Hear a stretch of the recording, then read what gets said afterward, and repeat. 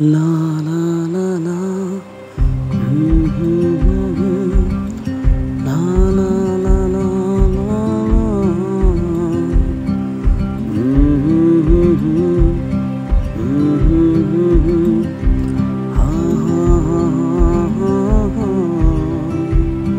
বন্ধুরা চলে আসলাম ঐতিহ্যবাহী চেরা কক্সবাজার। না আসলে জায়গাটা অনেক মিস করবেন। এত সুন্দর একটি পরিবেশ ভিডিও না করে থাকতে পারলাম না। আপনারা যদি আসেন দেখবেন সাগরের কূল ঘেঁষে ছুটে চলা সেই অজানার উদ্দেশ্যে, যেখানে শত শত মানুষের ভিড়, অনেক কোলাহল, অনেক অনেক অনেক সুন্দর একটি জায়গা। আল্লাহর সৃষ্টিতে এত সুন্দর হতে পারে, এখানে না আসলে হয়তো বুঝতেই পারতাম না।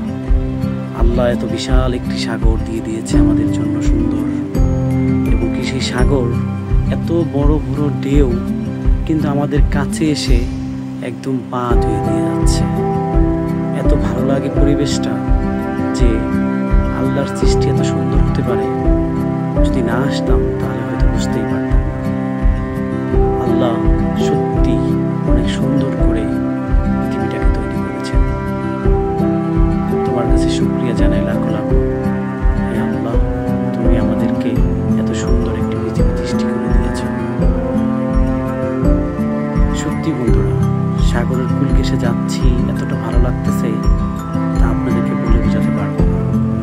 এবং কি সেইখান থেকে আমার একটি গান মনে পড়ে যাচ্ছে। আমি সাগর পারে আইসায় আমার মাতাল মাতাল লাগে, তাই তো এলাম সাগরে, তাই তো এলাম সাগরে। ইট পাথরের নগরে মন বসে না শহরে, তাই তো এলাম সাগরে, তাই তো এলাম সাগরে।